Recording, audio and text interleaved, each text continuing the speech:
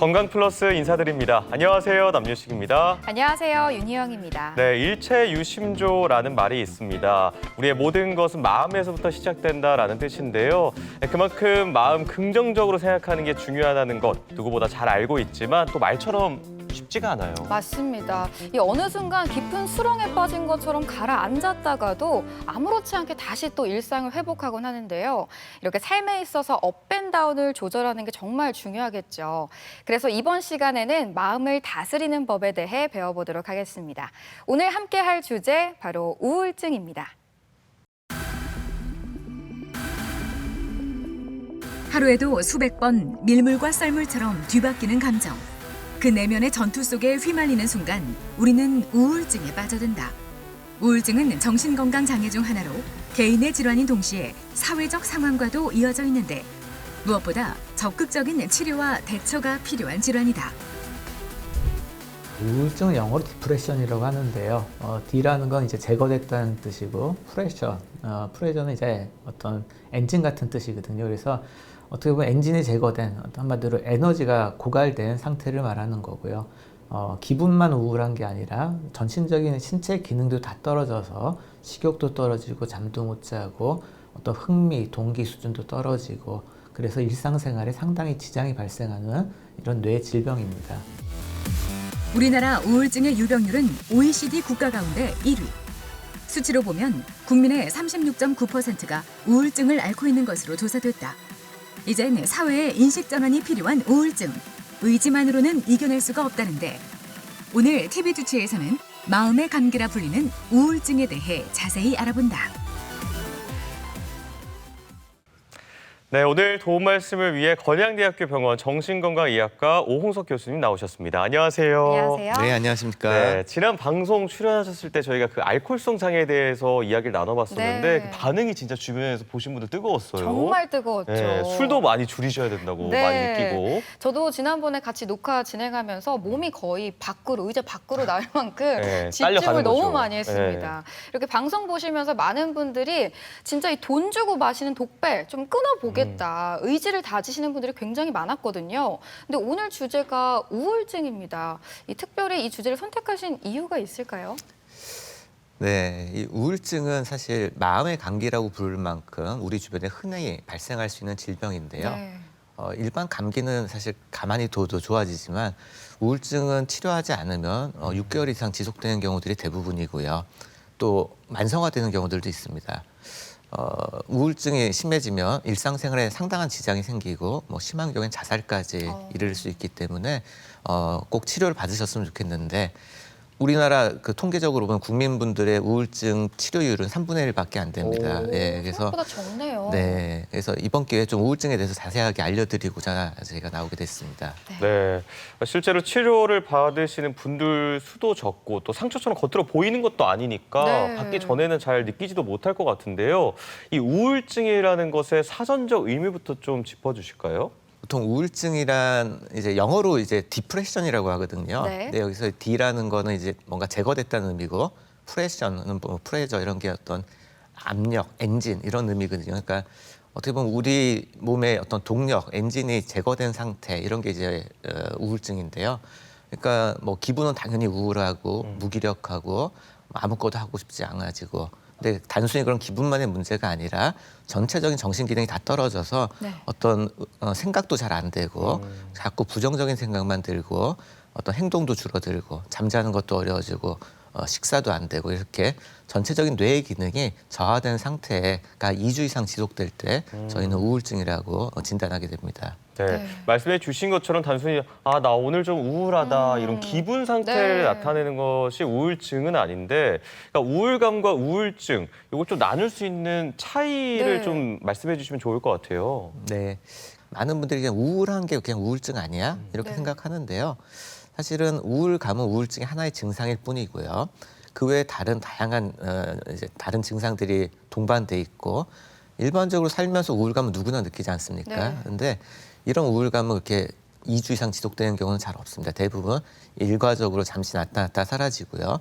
또 약간 기분 전환을 하거나 주위에서 좀 대화를 나누거나 이러면은 쉽게 해결될 수 있는 이런 부분인데 비해서 우울증은 아무리 옆에서 얘기를 해주거나 내가 기분 전환을 하려고 노력해도 그 우울한 감정에서 벗어나지를 못하고 앞에서 말씀드린 다양한 어떤 사고나 어떤 신체 기능의 저하가 동반돼 있어서 치료를 받지 않으면 벗어나기 힘든 질병을 뜻하는 부분입니다. 네.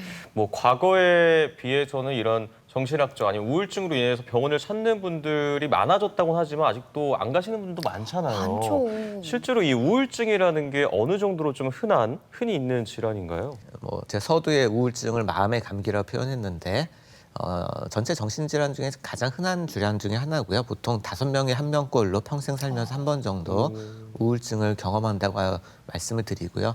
특히 여성에서 높습니다. 그래서 오. 남성은 보통 한 10% 정도 경험하는 데 비해 여성은 15%에서 25%. 그래서 한 2배 정도 여성에서 더 많은 부분이고요.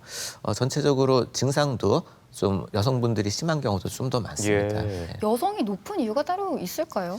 이게 우울증이라는 게 어떤 뇌의 신경 전달 물질의 교란이 예. 많이 일어나게 되는데 여성분들이 그런 호르몬의 변화도 많이 네. 살면서 뭐 생리 전후로도 생기고 뭐 임신 전후, 폐경기 이런 부분들이 우울증을 유발할 가능성이 좀 더 높아지고요. 또 심리적인 원인들도 아직도 우리나라 사회는 여성분들이 좀 살기가 힘든 심리적으로 어떤 트라우마 같은 경험도 많이 하게 되고 고부 갈등이라든지 뭐 부부 간의 갈등, 독박 육아 여러 가지 어려움들이 많기 때문에 그런 게 장기화되다 보면 이제 우울증이 발생할 가능성이 조금 더 높습니다. 네. 아까 교수님께서 마음의 감기라고 표현을 하셨잖아요. 네. 제 주변에도 사실 좀 우울증을 앓고 있는 지인들이 좀 상당히 있거든요. 근데 이야기를 들어보면 정말 단순히 우울하다는 감정을 넘어서서 어떤 분들은 진짜 내가 삶에 존재하는 이유를 모르겠다. 그러니까 허무한. 네. 그리고 어떤 일을 해도 난 잘 못해낼 것 같다. 이런 이야기도 굉장히 많이 하시더라고요. 이 우울감 외에도 여러 가지 증상이 나타날 것 같아요. 네, 이제 기본적으로 우울증은 이제 우울하고 나는 뭔가 아무것도 못할 것 같다 이런 무기력감에 시달려 있는데요. 그 외에도 하고 싶은 것 자체가 없습니다. 그러니까 에너지가 떨어져 있다 보니까 흥미가 상실되고 어떤 동기 수준도 떨어져 있고 그래서 주위에서 운동 좀 하면 우울증에 좋대 좀 해봐 해도 네. 하지를 못하죠. 의욕이 없어서. 네, 의욕도 없고 에너지 수준이 낮으니까 너무나 피곤하고 뭘 하려고 그래도 시작 자체가 어려워지고 이런 흥미의 상실, 동기의 약화 이런 부분들도 있고요. 해봐야 뭐 하겠어 이런 이제 굉장히 부정적인 생각이 많아지고 자신감을 떨어지게 됩니다. 뭐 공부나 다른 일상적인 걸 해보려고 그래도 집중력이 떨어져서요. 인지기능 전체적으로 떨어지기 때문에 뭔가를 집중해서 하는 것도 어려워지고 그러니까 학업의 저하나 노인분들은 이런 집중력이 떨어진 걸 혹시 치매로 오해인하게 되는 경우들도 발생을 하고요. 수면 장애나 식욕 장애가 발생하는데 대부분의 분들은 잠을 들기가 힘들어지고요. 그리고 식욕도 떨어집니다. 네. 근데 비전형 우울증에서 간혹 이제 오히려 식욕이 올라가거나 잠을 많이 자는 분들도 있습니다. 그런 경우는 이제 너무 우울하니까 계속 먹는 걸로 아이고. 푸는 분들도 있고요. 그래서 네. 폭식을 하는 경우도 드물게 있고요. 또 일반적으로 잠을 못 주무시지만 이게 아무것도 하기 싫기 때문에 계속 누워만 있고 싶거든요. 그러니까 하루 잠만 종일 자는. 하루 종일 그냥 누워서 잠만 자는 이런 유형의 분도 간혹 있습니다. 그래서 모든 분들이 불면이나 이 식욕이 떨어지는 건 아니지만 어쨌든 이런 기본적인 생체 기능의 변화가 일어나게 됩니다. 그리고 두통이나 복통, 뭐 흉통 이런 뭐 허리 통증, 뭐 여러 가지 이런 몸의 통증이 경험하는 분들도 많고요. 뭐 아주 심한 우울증 환자분들은 이제 자살에 대한 생각이 발생하게 됩니다. 네. 이 사실 우울증이라는 게 어떤 연령에 국한돼서 나타나는 게 아니라 전 연령대에 걸쳐서 나타나는 그럼요. 거잖아요. 뭐 흔히 사춘기 아이와 갱년기 엄마가 싸우면 누가 이길까 뭐 이런 이야기도 하는 것처럼 네. 그만큼 좀 감정의 변화가 좀 심할 텐데 연령대별로 좀 나눠 볼 수 있을까요? 네, 사실 전 연령대에서 다 발생합니다. 근데 연령대별로 좀 나오는 증상이 다르다 보니까 이게 우울증이라는 전형적인 증상에서 좀 벗어난 모습들이 있을 때는 진단이 좀 어려울 수 있고요. 특히 이제 뭐 소아 어린 아이들 경우에는 애들이 뭐 우울증이 네. 뭐 어디 있겠어 이런 생각들을 하는 경우들도 있다 보니까 이제 소아 우울증들이 많이 이제 다른 진단으로 오인되는 경우가 있는데요. 보통 소아 청소년들은 우울하면 본인들의 감정이 엄마 나 우울해요 이런 표현을 거의 못합니다. 그렇죠. 아이들이. 네. 감정을 본인이 인식하는 능력이 굉장히 떨어져 있기 때문에 그래서 기본적으로 짜증을 내거나 화를 내거나 반항을 하거나 이런 형태로 내 우울한 감정이 겉으로 표현될 경우가 많고요. 학교를 잘 안 가려고 그러고 아까 전 인지기능 집중력이 떨어지기 때문에 성적이 떨어지고 또 이제 아까 말씀드린 여러 가지 배가 아프다, 머리 아프다 이런 얘기들로 이제 신체 증상을 많이 호소하고요. 청소년들 같은 경우에 특히 이제 잠을 못 자고 본인이 이렇게 의욕이 떨어지고 이러면은 술을 마시는 경우들도 상당히 많습니다. 그래서 약간 약물 남용 같이 술에 의존해 보이는 경우들도 발생하고요. 특히 뭐 사춘기에 이런 어떤 감정적인 어려움이 비행 행동으로 네. 그래서 어떤 뭐 여학생들은 어떤 성적인 문란한 행동으로 나타나거나 뭐 도벽으로 나타나거나 뭐 다른 친구들과 계속 싸우거나 뭐 이런 일탈 행동들이 많이 발생하고요.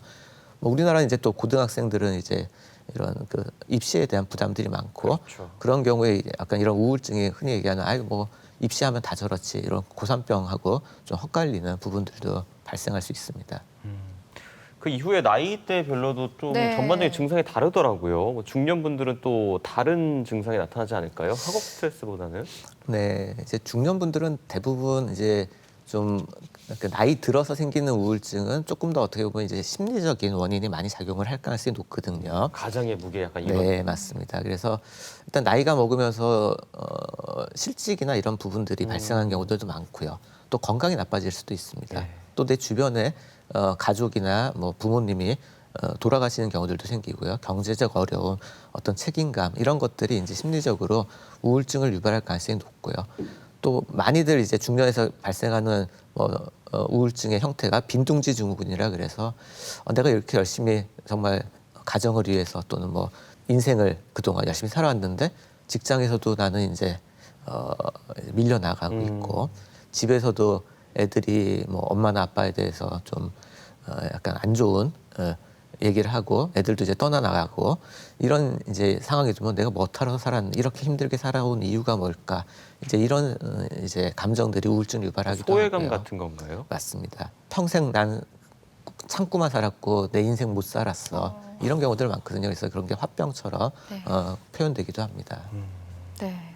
그럼 노인의 경우에는 또 어떤 특징들이 있을까요? 노인분들은 보통 저희가 우울하다는 표현은 잘 하시긴 하는데 그 부분보다 더 많이 나오는 게 신체 증상을 많이 얘기합니다. 네. 원래는 워낙 또 이제 나이가 드시면 여기저기 아플 가능성이 높은데 그게 더 심해지는 거죠. 그래서 계속 뭐 아파 죽겠다, 이렇게 아프니 살고 싶지 않다 이러니까 이게 우울증이 아니라 정말 몸이 아픈 거 아닌가 이런 생각들을 하는데 사실은 우울증이 이런 신체 증상으로 표현된 경우가 많고요. 그래서 병원에 가서 실제 검사를 해보면 큰 이상이 없습니다. 근데도 본인은 굉장히 아프다는 얘기를 하고요. 뭐 불면이나 불안 같은 증상들이 일반 젊은 층에 비해서 더 강하게 표현이 되고요. 특히 이제 집중력이 떨어지는 이런 부분들이 인지 저하의 대표적인 질환인 치매랑 헛갈려서 치매가 생겼다고 오해를 받기도 합니다. 이야기를 듣다 보면요, 우리가 태어나서부터 이제 전 연령대별로 네. 우울증에 노출된 걸릴 수 있는 환경이 그러니까요. 참 여러 가지 있는 것 같아요. 맞습니다. 이야기를 좀 들어보니까 소아의 경우에는 아까 말씀해 주셨지만 뭐 등교를 거부한다든지 뭐 짜증을 낸다든지 사실 이런 거는 그때 그 나이는 좀 철이 없어서 그렇지, 그럴 수 있어 뭐. 하고 넘기실 수 있을 것 같거든요. 약간 사춘기랑 좀 감별을 해야 될 것 같아요. 맞습니다. 이게 소아의 우울증을 보통 저희가 소아 청소년 우울증을 가면 우울이라는 표현을 많이 쓰거든요. 그러니까 본인은 우울감을 심하게 느끼고 있는데 겉으로 드러나는 거는 주위 사람들은 제가 우울한지를 잘 모르는 경우들이 있다는 거죠. 네. 그래서 오히려 그리고 또 특히 아이들은 내가 약해 보이거나 내 약점을 보이는 거에 대해서 굉장히 두려워하기 때문에 오히려 우울하면 더 겉으로는 막 씩씩해 보이려고 막 화도 더 심하게 내고 소리도 지르고 이런 모습들이 많거든요. 그래서 이제 우울증을 진단하기가 쉽지가 않습니다. 일반적으로 좀 저희가 어린 아이들에서 우울증을 의심해야 되는 경우는 부모와의 분리 불안이 너무 심해지는 경우. 그래서 네. 엄마가 나 아버지가 뭐 외출하거나 출근하는 게 예전에는 그 부분을 잘 감당했는데 어느 순간부터 가지 말라고 막 매달리거나 이런 게 있으면 얘가 도대체 뭐 학교에서 무슨 일이 있나? 하지만 이게 우울증의 한 형태일 수도 있고요. 학교를 안 가려고 그러는 경우들도 마찬가지로 우울증의 한 형태일 가능성이 높습니다. 분노 발작 아까 그처럼 너무 심하게 화를 내는 행동들도 우울증일 수 있고요. 아끼던 물건을 뭐 부수거나 이런 모습들도 본인의 우울증의 하는 표현일 수 있습니다. 일반적 성적은 당연히 떨어지게 되고요. 아이들도 아까 노인에서 마찬가지로 여기저기 몸이 아프다는 형태로 표현을 많이 하게 됩니다. 조금 더 큰 아이들 이제 뭐 중고등학교 이제 이런 청소년들은 좀 반사회적 행동, 뭐 집을 나가거나 뭐 폭력 서클이나 이런데 자꾸 하거나 어떤 이런 비행 행동들, 뭐 무단결석, 또 술이나 담배에 탐닉하고 의존하는 모습들, 또 이제 어떤 요즘 특히 청소년들이 이제 자해 행동들이 굉장히 많아졌거든요. 네. 그래서 이런 마음의 고통을 잠깐 느끼지 않으려고 몸에 고통을 주는 이제 자해 행동을 하기도 하고요. 뭐 다양한 어떤 이런 일탈 행동들이 우울증의 증상일 수 있기 때문에 단순히 이런 일탈도 한다고 해서 저희가 어떤 사춘기다 또는 어떤 품행장애 어떤 그런 일탈 행동을 하는 다른 질환을 생각하기 앞서서 혹시 아이가 우울증이 와 있는 거 아닌가 고민을 해봐야 되고요. 그래서 좀 더 이런 경우에는 이제 정확한 진단적인 평가를 받아보시기를 권고를 드립니다. 네, 정말 다른 요인 때문에 그런 증상들이 나타난 건지 아니면 우울증 때문인 건지 좀 감별이 필요해 보이고요. 네. 그리고 또 우리 어머님들이 요즘에 좀 많이 받는다는 그 주부 우울증 저도 그렇죠. 얘기를 많이 들어봤거든요. 이거에 대한 설명도 좀 해주실까요?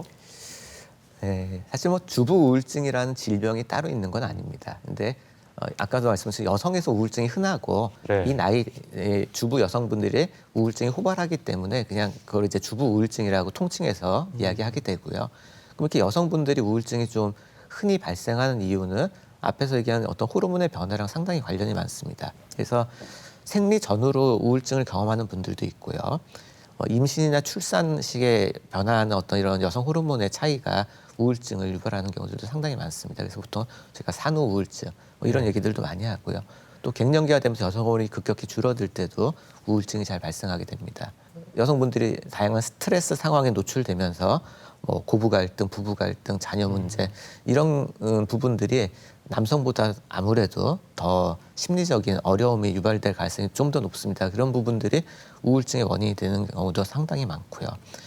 아까 말씀드렸던 특히 이런 중년의 주부분들이 많이 우울해하는 이유는 아무래도 남성분에 비해서는 사회 활동을 좀 적게 하고 예. 직업이나 이런 부분이 적다 보니까 가정에 아이들을 키우는데 남편 뒷바라지 하는데 이런데 내가 더 많은 어떤 가치를 두고 살아왔는데 거기서 성공하지 못하면 아이들이 입시에 실패한다든지 아이들이 부모를 떠나려고 그러거나 싫어한다든지 남편과의 관계가 멀어진다든지 이러면 그동안 내 살아온 인생에 가장 내가 열심히 뭐 한 20년 동안 해왔던 일들이 물거품이 되고 이거는 내가 뭐하러 이렇게 살아왔나 이런 이제 심리적인 공허감 또 아무래도 여성분들은 이제 외모에 대한 이런 부분의 가치도 높은데 나이가 드니까 어떤 아름다움, 이쁨 이런 게 사라지거든요. 그러니까 이런 신체적 매력이 저하되는 부분 이런 부분들이 전체적으로 우울증을 유발할 가능성을 높입니다. 그래서 이런 주부분들이 특히 이렇게 우울증이 잘 생기기 때문에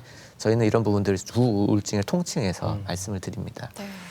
네, 교수님께서 이 여성이 남성보다 우울증이 더 많이 발생한다. 네. 또 주부뿐만 아니라 사실 여성분들은 이제 한 달에 한 번 이제 생리를 겪게 네. 됐는데 제가 기억나는 게 대학생 때 네. 어떤 한 친구가 실제로 그 수업 받는 강의실에서 네. 울고 있는 거예요. 네. 그래서 왜 우냐 했더니 그 시기인데 자기가 그 호르몬에 너무 지배를 받는 기분이 느껴질 때 이렇게 뭔가 감정적으로 네. 폭발하는 순간이 네. 온다 해서 저는 남자니까 그게 사실 공감은 못하는 그렇죠. 아마 상황이었는데 여성분들이라면 거의 대다수가 공감하지 않을까 싶어요. 저는 그게 되게 엄청 놀랐고 되게 네. 약간 저럴 수 있겠구나라는 생각이 그때 딱 느꼈거든요. 네. 실제로 그런 것들도 이게 연관이 되나요? 우울증하고 맞습니다. 여성분들에게? 네.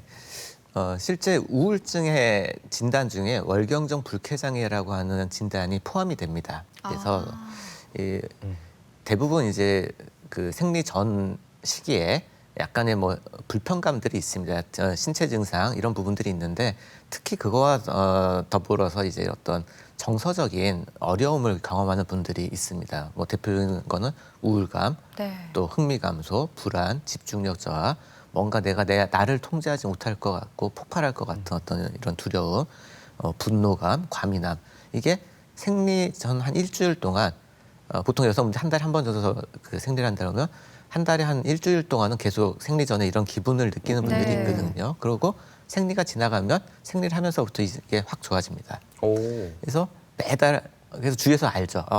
쟤 또 온 것 같아. 네, 이게 딱 한 달에 맞아요. 그 시기가 있거든요. 근데 그런 거를 이렇게 좀 심하게 경험하는 분들을 저희가 월경정 불쾌 장애라고 네. 따로 진단을 하고 이건 이제 우울증의 한 형태라고 제가 설명을 드리고요. 오. 가임기 여성 이제 생리하는 여성분들의 뭐 2에서 8% 그러니까 10명에 1명이나 15명에 1명 정도의 분들이 이 정도의 진단에 해당될 정도의 우울감을 심하게 느끼는 분들이 있습니다. 그러니까 정도의 차이는 있겠지만 사실 근데 이게 한두 번 하는 게 아니라 네, 이 가임기 그쵸. 전체 기간 동안 이렇게 주기적으로 계속 발생하기 때문에 네. 이런 기분이 느껴진다고 해도 이것 때문에 사실 내가 나는 월경정 맞아요. 불쾌 장애를 갖고 있구나 이렇게 느껴서 병원을 찾기는 정말 쉽지 않을 것 같거든요. 보통 월경전 증후군으로 저희가 좀 많이 네네네. 알고 있잖아요. 네. 이거랑 같은 건가요? 아니면 그냥 그 종류 중에 하나인 건가요? 월경정 증후군은 신체 증상에 좀 더 초점을 맞춰서 호르몬의 변화와 관련해서 이제 이러한 신체 증상에 초점이 맞춰 있다면 그 중에 월경정 불쾌 장애는 우울증에 초점을 맞춘 진단명이고요. 치료하면 사실 반응은 굉장히 좋습니다. 일반 네. 우울증보다 좋고요. 약을 꾸준히 먹는 분들도 있고 그 시기에만 우울한 시기에만 먹는 분들이 있는데 두 가지 다 효과가 좋다고 알려져 있고요. 그래서 사실은 이 시기에 일주일 정도 항우울제를 복용하시면 좀 가볍게 넘어가고 증상을 완화시킬 수 있을 가능성이 매우 높습니다. 네. 또 이 우울증이라는 게 연령대별로도 저희가 앞서 짚어봤었지만 이 체력적인 변화로 인해서 내가 이제 점차 노화가 되면서 체력이 떨어져서 우울하다 이런 걸 느끼시잖아요. 그건 사실 남녀 불문하고 똑같이 나타나는데 이렇게 연차가 점점 쌓여갈수록 의욕이 전반적으로 떨어지고 우울하다 이렇게 술자리에서 말씀하시는 분들도 네. 많더라고요. 네. 이 남성 우울증은 중년기 우울증이라고 봐야 될까요? 중년기의 분들에서 갑자기 또 우울증이 유병률이 확 올라가는 시기가 있거든요. 그래서 그 시기는 여성분들 같은 경우에 이제 폐경과 맞물리면서 일어나서 폐경기 증후군이랑 많이 표현을 쓰고 남성분들은 딱 그 시기가 아까 얘기한 어떤 실직 그리고 뭔가 사회에서 내가 도태되고 건강이 나빠지고 이런 시기라서 그걸 이제 저희가 중년 남성의 우울증이다 이런 식으로 표현하게 되는데요. 네. 이 시기는 뭐 여성분들 폐경이니까 아무래도 생리적인 원인과 심리적인 원인이 같이 작용할 가능성이 높고 남성분들은 좀 더 심리적인 부분 때문에 우울증이 발생할 가능성이 높습니다. 신체적으로도 좀 여러 가지 증상들이 바뀌는 게 있을 것 같아요. 아무래도 우리가 그 운동을 좀 하고 내가 뭔가 활동을 잘 하면 우울증 예방 효과가 상당히 높거든요. 근데 네. 이제 중년 남성이 되면 활동량도 많이 줄어들고 뭐 업무나 이런 거는 사실 직장을 다니는 분들 이 시기가 되면 더 과중해지는 가능성도 네. 높고 스트레스를 굉장히 많이 받는 어떤 그런 역할을 하고 있을 가능성이 높거든요. 또 가장의 무게 이제 얼마 지나면 내가 퇴직해야 될 수도 있고 네. 이후에 내가 이 집을 어떻게 꾸려나갈까 이런 고민이 굉장히 많아지는 시기고요. 최근에는 어떤 이런 중년의 이혼이나 이런 것들도 굉장히 많아지거든요. 그래서 또 나는 내 인생은 왜 이렇게 허무해졌을까? 내가 열심히 살아왔는데 여기서 내가 다시 산다는 건 불가능할 것 같은데 그럼 이제 내 인생 끝난 거 아니야? 이제 여러 가지 이런 부분들이 정신적인 고통과 우울감을 유발하게 되고요. 근데 문제는 이제 이런 남성분들의 특성이 병원을 잘 안 오시려고 그래요. 네. 병원 대신에 술을 좀 맞습니다. 드시지 않아요? 네. 이게 괴로우니까 그냥 술로 이겨나가려고 하는 분들이 많고 병원을 찾아오는 것 자체가 뭔가 내 인생이 실패라는 거를 내가 확인하는 것 같아요. 예, 더 두렵고. 맞습니다. 그러다 보니까 치료를 잘 안 받으세요. 그래서 자살률도 여성에 비해서 2배 정도 이 중년 남성이 높은 걸로 알려져 있습니다. 네. 이렇게 좀 중년기 남성의 우울증도 살펴봤는데 사실 이 자녀를 둔 어머님들 아까도 교수님이 이야기하셨지만 이 자식들을 품 안에 데리고 있다가 뭐 학교로 직장으로 뭐 결혼으로 이렇게 이제 다들 떠나 보내고 나면 정말 마음이 허해지잖아요. 그럼요. 아까도 뭐 빈둥지 증후군이라고 말씀해 주셨는데 이에 해당하지 않을까 싶어요. 맞습니다. 정확하게 지금 말씀하신 게 이제 빈둥지 증후군을 표현하는 거고요. 영어로 엠프티 네스트 신드롬 해서 이제 정말로 네. 빈둥지를 얘기하는 거거든요. 새가 일정 기간 새끼를 키우면은 얘네가 둥지를 아래 떠났다. 섞여서 조금 지나면 다 떠나버리거든요. 네. 근데 뭐 새들은 우울증이 걸리는지 모르겠지만 네. 인간은 그렇게 떠나보내는 데까지 보통 한 20년 정도가 걸리죠. 그걸 떠나보냈을 때 경험하는 허탈감이나 상실감이 굉장히 심한 분들이 있습니다. 그렇죠. 그러니까 20년 동안 내 주위를 딱 꽉 채우고 네. 있었는데 한 번에 딱 떠나가면 얼마나 네. 허하시겠어요. 그러니까 내 인생이 있었어야 돼요. 그러니까 자녀도 키워야 되지만 내 인생이 같이 있었어야 되는데 내 인생을 거의 다 포기하고 올인을 한 거죠. 내 네. 가족들에게. 그러다 보니까 이게 하나가 떠나가는 게 그냥 자녀가 독립했다는 기쁜 일이 아니라 나한테는 나를 잃어버린 느낌. 내 인생의 의미가 사라져버린 거죠. 네. 그런 심각한 허탈감, 상실감을 느끼게 되고요. 물론 많은 분들은 시간이 가면서 그냥 일가적으로 이런 부분들이 해결이 되십니다. 근데 이게 좀 심해지면은 이게 우울증으로 넘어가는 분들이 있고요. 이런 분들은 대부분 병원을 또 잘 찾아오십니다. 워낙 네. 자기가 심리적으로 딱 느끼거든요. 아, 내가 정말 우울증이 왔구나. 그리고 또 이 시기에 어떤 폐경과 이런 시기에 맞물리다 보니까 처음에 산부인과도 많이 찾아오시고요. 네. 거기서 이제 또 정신과 치료를 권고받고 오게 되시고요. 저희 중년기 우울증 살펴보고 있는데요. 아까 말씀해 주셨던 것 중에 저희가 좀 확인을 해봐야 될 게 노인성 우울증이라고 하셨습니다. 이 노인성 우울증이 이 가성 치매랑 헷갈리기 쉽다고 이야기를 하셨는데 이걸 감별할 수 있는 특징이랄 게 있을까요? 저희가 이제 노인분들이 우울할 때 주요 증상이 이제 뭔가 집중력이 떨어지면서 엉뚱한 얘기들을 하거나 네. 기억을 못하는 분들이 많거든요. 네. 그러다 보니까 주위에서는 드디어 치매가 시작되셨구나. 이제 이렇게 이제 이해를 하고, 그러니까 머리 MRI 검사나 이제 이런 쪽으로 이제 하고 치매 쪽에 진단해봤는데 어떤 그 인지 기능 검사해 보면 떨어져 있거든요, 확실히. 네. 네네. 예, 그러다 보니까 이게 치매라고 생각하고 치매는 사실 뾰족한 치료 방법이 없으니까 우울증을 치료할 시기를 놓치는 경우들이 있습니다. 네. 근데 아시다시피 치매는 갑자기 시작하는 질병은 아니고요. 대부분 경우에 서서히 진행되면서 조금씩 신압으로 안 좋아지는 모습이 있는데 비해 우울증은 우울한 기분을 먼저 호소하다가 그 순간 어느 순간부터 이렇게 인지 기능이 떨어지는 이런 형태를 보이게 되고 우울하다는 표현은 하지는 않으시더라도 기본적으로 겉으로 보면 표정이나 이런 게 굉장히 어둡고 우울해 보이는 모습들이 있습니다. 네. 우울한 어떤 기분 자체가 조금 어느 날은 낮은 것 같다가 또 낮았다가 다음 날 보면 좀 좀 더 우울해 우울하고. 보이고 계속 이런 상태로 좀 장기화되는 경우들이 많고요. 네. 인지 기능도 거기에 맞춰서 조금 어느 날 보니까 좀 좋아져 보이고 어느 날은 되게 멀쩡하게 잘 얘기하시는 것 같다가 또 어떤 날 보면 안 좋아져 있고 이러다 보니까 이제 일반인들은 이게 그냥 치매의 한 형상인가? 치매도 이렇게 좋아졌다 나빠졌다 하나 하지만 실제 치매는 인지 기능이 좋아졌다 나빠졌다 하지는 않거든요. 그러니까 그런 부분들을 잘 살펴보시면 이제 우울증을 조금 더 감별할 가능성이 높습니다.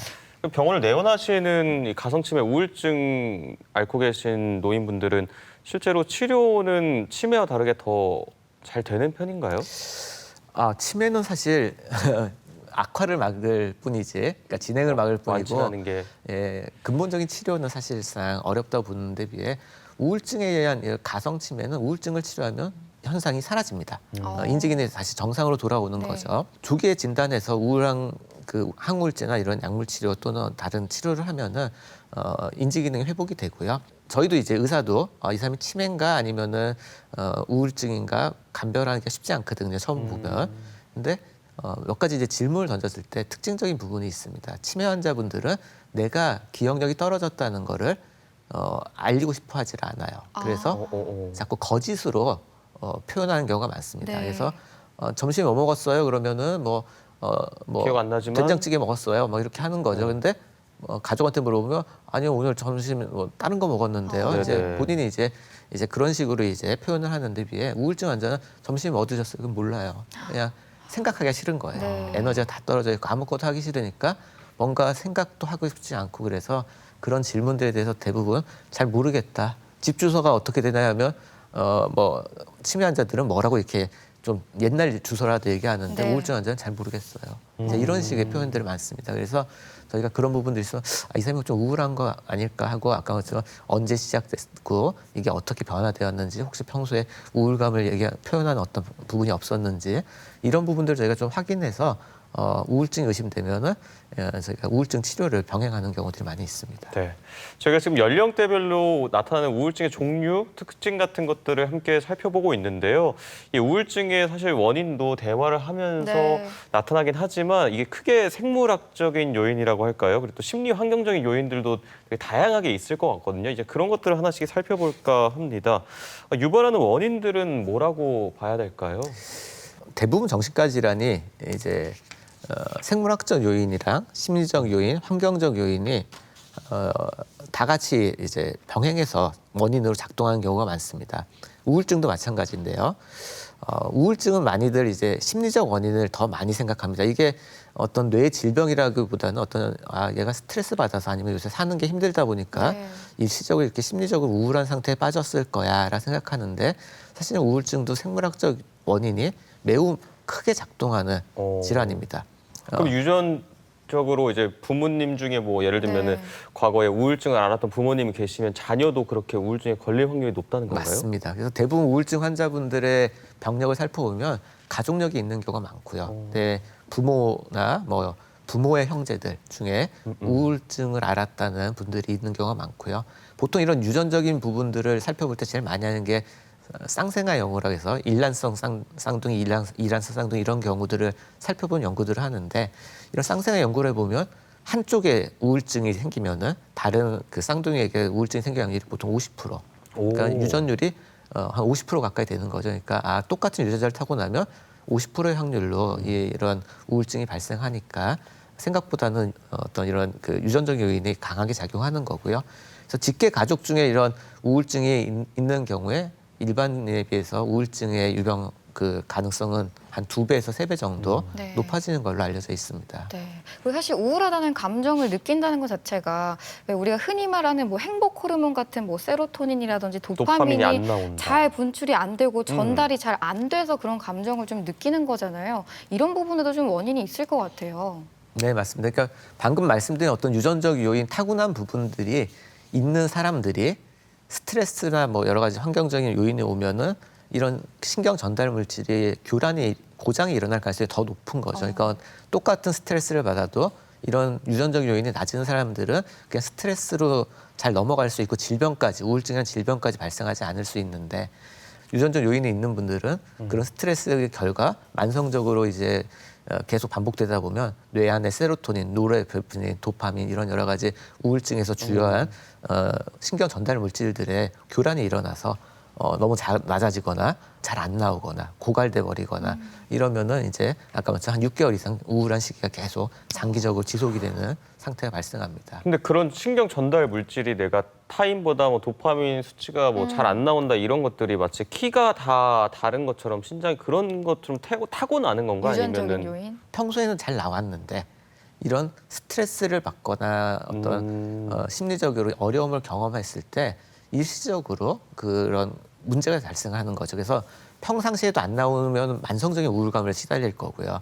근데 잘 나오다가 안 나오니까 한 그 기간 동안 보통 뭐 3에서 6개월 이 기간 동안에는 내가 아무리 의지로 그 상태를 벗어나려고 해도 되지가 않는 질병 상태로 넘어가게 됩니다. 네. 그리고 또 이 유전적인 요인이나 이런 거 말고도 심리 환경적인 요인도 많이 작용할 것 같아요. 그 연령대별로 아까 뭐 회사의 압박이라든지 이런 것들도 작용하지 않을까요? 타고난 부분이 있어도 아까 쌍둥이도 똑같은 일란 쌍둥이도 둘 중에 한 명만 생기지 않습니까? 네. 그러니까 외부에서 작용하는 게 또 50%가 있다는 거죠. 흔히 하는 이제 행복한 사회에 살고 있는 사람들 우울증이 적고요. 좀 우리나라는 사실 우울증 유병률이 좀 높은 편입니다. 네. 그러니까 스트레스가 많은 사회일수록 우울증 유병률이 높다고 알려져 있고요. 그런 부분들은 이제 주로 환경적인 부분이 많습니다. 그래서 가정이 힘들거나 또 직장이 너무 스트레스를 심하게 받거나 또 사회 환경이 나를 힘들게 하거나 이러면 이제 우울증 유병이 좀 더 많아지고 그런 환경에서 내가 그런 스트레스를 장기간 받을 때 어떤 심리적인 부분들에서 내 취약성이 있다면은 우울증으로 이런 질병 상태로 넘어가게 될 가능성이 높아집니다. 그리고 또 요즘에 듣다 보니까 SNS를 젊은 친구들 특히 많이 네. 하잖아요. 그러니까 자꾸 주변과의 비교, 이 친구는 뭐 사진만 보더라도 어디에 갔고 그렇죠. 뭘 입고 뭘 네. 이렇게 먹는데 그런 거 자꾸 비교하다 보면 내가 상대적으로 그냥 심리적으로 그렇죠. 못나 상대적 보이는. 박탈감도 많이 예. 느끼고요. 그래서 더 많이 유병률이 높아질 네, 거라는 생각이 네. 드네요. 맞습니다. 그런 부분을 저희가 인지적 요인이라 부르는데요. 내가 어떻게 생각하냐에 따라 같은 상황에 대해서도 좀 더 그걸 우울하게 받아들이는 사람도 있고 쉽게 거기서 벗어날 수 있는 사람들도 있는데요. 똑같은 SNS를 봐도 누구는 그냥 별로 크게 스트레스를 안 개의치 않고 받는데 넘어갈 수 있는데. 누군가는 그걸 보면서 나는 왜 이렇게 사는 걸까? 네. 내 인생만 패배자인 것 같아. 이렇게 굉장히 비관적이고 부정적인 생각을 하는 경우들이 있거든요. 이런 상태가 만성적인 스트레스를 유발해서 우울증으로 유발할 수 있기 때문에 사실 긍정적인 생각을 하는 게 우울증 예방에서는 상당히 중요한 부분입니다. 네. 이렇게 우울증의 다양한 원인까지 함께 살펴봤습니다. 그전 MBC 건강 플러스 오늘은 우울증에 대해 살펴보고 있는데요. 이번에는 병원에 직접 찾아가 환자들을 만나보고 진단 방법과 치료법에 대해 살펴보겠습니다. 화면으로 만나보시죠. 우울증은 하나의 원인이 있다기보다 생물학적, 심리적 또는 환경적인 요인이 복합적으로 영향을 미친다. 특별한 이유 없이 불안하고 우울한 감정이 지속되고 어떠한 일을 해도 의욕이 생기지 않는데 식습관에 변화가 나타난다거나 수면 습관이 달라지는 등 학업은 물론 직장, 사회관계 속에서도 다양한 영역의 기능 저하를 일으킬 수 있다. 오늘 병원 어떻게 오시게 되셨어요? 네. 저 3개월 전에 부모님이 이혼을 하셨는데요. 제가 우울증 증상이 있는 것 같아서 진단을 좀 받아보려고 왔습니다. 혹시 지금 어떤 증상을 경험하고 계시나요? 좀 기분이 좀 우울하고요. 입맛도 없고 제가 학교 생활하는데 수업 집중도 잘 안 돼서 학업도 떨어지고 그런 증상들이 있습니다. 부모님 이혼하신 게 본인 우울증에 어떤 원인을 제공했다고 생각하시나요? 부모님 이혼하신 게 저 때문은 아닐까 자책감이 계속 들고요. 그런 기분 때문에 우울증이 오는 것 같습니다. 우울증의 원인으로는 학업이나 취업 경쟁에서 오는 스트레스, 그리고 가족의 변화나 경제적인 압박 등이 주요 원인으로 지적되고 있다. 불과 몇 년 전까지만 해도 우울증은 나약해서 생기는 병이라 생각했지만 이제는 사회 문제로 떠오르고 있다. 이 환자는 이제 최근에 스트레스 요인이 있었고요. 부모의 이혼과 관련 스트레스 때문에 심리적으로 상당히 위축되고 본인의 어떤 책임을 느끼면서 죄책감을 느끼면서 이런 심리적인 원인이 우울증으로 유발된 것 같습니다. 아직까지는 이렇게 심한 우울증 단계는 아니라서 일상생활이 가능한데 이 정도면은 이제 약물 치료 없이도 심리 상담으로 호전될 수 있고요. 물론 조금 더 증상이 빨리 좋아지게 하려면 약물 치료를 병행하면 더 효과적으로 증상이 좋아질 거라 생각이 됩니다. 건강보험심사평가원에 따르면 2021년 20대 우울증 환자 수가 지난 2017년과 비교해 127.1%나 폭증한 것으로 나타났다. 우울증 진단에 있어 우울감은 매우 중요한 핵심적인 요소지만 대다수의 우울증 환자들은 우울한 기분에 앞서 통증이나 피로감 같은 신체적인 증상을 호소하기도 한다. 네, 오늘 어떻게 병원에 오시게 되셨나요? 네, 제가 너무 우울해서 그냥 평상시에도 되게 죽고 싶다는 생각도 많이 들고 견디기가 어려워가지고 찾아왔습니다. 이렇게 우울하실 만한 이유가 있으실까요? 부부 갈등도 너무 심하고요. 그리고 고부 갈등도 있고 아이 키우는 것도 힘들고 해서 더 우울증이 심해진 것 같습니다. 혹시 이전에도 이렇게 우울한 증상을 경험해 보신 적이 있으세요? 제 작년에 첫째 아이 출산하고 이제 그때도 산후우울증이 심하게 와가지고 자살 시도를 좀 해본 적이 있습니다. 우울증은 급기야 극단적인 선택까지 불러올 수 있는 심각한 질환이다. 하지만 사회적인 편견과 오해 때문에 막바지에 이르기까지 병원을 찾는 걸 꺼리는 사람들이 많다. 마음의 문을 열고 적극적인 치료를 받는 것이야말로 우울증을 극복하는 최선의 방법이다. 이 환자는 지금 우울증이 처음이 아니고요. 이전의 우울증 시기에도 어떤 자살 사고가 동반됐고 아주 심한 중증 우울증을 경험했습니다. 현재도 자살 사고가 동반돼 있고 매일같이 음주를 하고 있다고 얘기했고요. 생활 관리가 안 되고 있어서 이 정도 단계가 되면 입원을 통해서 치료하는 게 안전합니다. 적극적인 약물 치료 혹시 약이 잘 안 될 때는 다른 어떤 그 생물학적인 뭐 광치료나 경두계 자기 자극술 이런 치료들을 통해서 빨리 이런 자살 사고를 해결하는 게 도움이 될 것으로 생각됩니다.